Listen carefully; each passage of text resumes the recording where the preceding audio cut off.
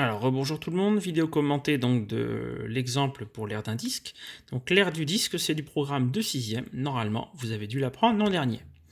Donc, la formule d'air, c'est pi fois rayon fois rayon. Souvent, on note rayon au carré, le rayon carré, c'est le rayon fois le rayon. Donc je répète, pi fois rayon qui donne pi fois rayon au carré. Le carré ne concerne que le rayon.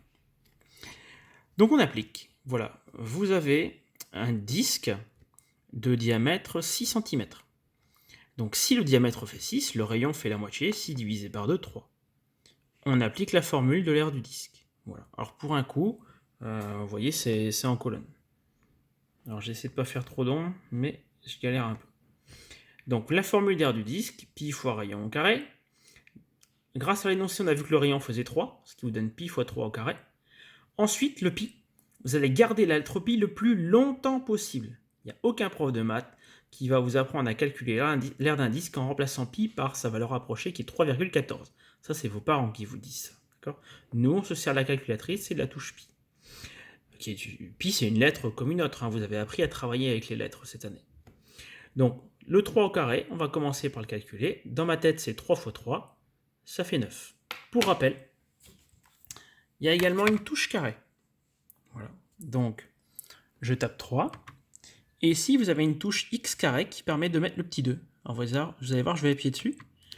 Le petit 2, c'est mis en haut à droite. Et donc, ça permet de calculer, j'appuie sur exécute, la valeur de 3 au carré, éventuellement la calculatrice. Voilà, je reviens à l'exemple. Donc, 3 au carré donne 9. Et pi fois 9, eh bien, en fait, ça donne 9 pi. Comme le pi est une lettre, on a vu l'écriture simplifiée en calcul littéral, on met tout le temps le nombre devant la lettre, parce que pi fois 9, c'est pareil que 9 fois pi, et on n'est pas obligé de mettre le fois devant la lettre pi. Donc, comme pi fois 9 est pareil que 9 fois pi c'est pareil que 9 pi. Ça, cette valeur qui dépend de pi, c'est ce qu'on appelle la valeur exacte. N'importe quel prof de maths de France et de Navarre va vous la demander. Donc vous voyez, j'ai gardé la lettre pi le plus longtemps possible. Et c'est maintenant ceci, 9 pi, que je vais taper sur la calculatrice. Donc, 9. Le pi, regardez, il est ici juste au-dessus de la touche x10 avec un x. Donc pour l'activer, il faut d'abord appuyer sur la touche seconde, puis sur cette touche. Regardez, il est apparu. J'ai tapé la valeur exacte sur ma calculatrice, j'appuie sur exécute. La calculatrice est programmée pour envoyer la valeur exacte, il faut appuyer sur SD pour avoir une valeur approchée. Voilà. Dans l'exemple, nous avons arrondi au millimètre carré près. Attention, comme on est en unité d'air, centimètre carré et millimètre carré, il y a 2 sous-colonnes à chaque fois. Unité de millimètre carré et dizaine de millimètre carré par exemple.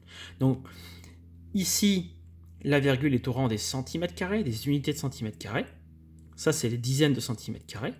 Et donc, l'étape d'après ici, c'est les dizaines de millimètres carrés, et les unités de millimètres carrés sont ici. Donc quand on arrondit au millimètre carré près, attention, c'est 2, il faut décaler la virgule, enfin, faut arrondir 2 chiffres après la virgule plutôt. Voilà. N'hésitez pas à faire le tableau de conversion des unités d'air, si vous avez un doute sur ce que je viens de dire. Bon, j'espère que cette vidéo vous aide un petit peu mieux pour calculer l'aire du disque, mais normalement, ça c'est la révision. Voilà. Allez, petite blague pour terminer. Alors, c'est un bus qui est rempli de personnes âgées, qui va en pèlerinage à Sainte-Anne-de-Beaupré. Voilà. Et il y a une mamie qui se lève dans le bus, elle va tapoter sur l'épaule du chauffeur, et elle lui tend une poignée de cacahuètes. Le chauffeur dit « Ah merci, j'avais un petit creux ». Voilà. Et la mamie dit « Bah ça me fait plaisir ». Et elle retourne s'asseoir. 5 minutes plus tard, elle revient, elle lui offre encore des cacahuètes. Et encore. Puis au bout d'une dizaine de poignées, le chauffeur lui demande « Mais vos amis n'en veulent pas de cacahuètes ?»« Ah si, mais voyez-vous, avec nos dents, on ne peut pas les mâcher. Il n'y a que le chocolat autour qu'on aime. » Voilà, allez, bonne journée.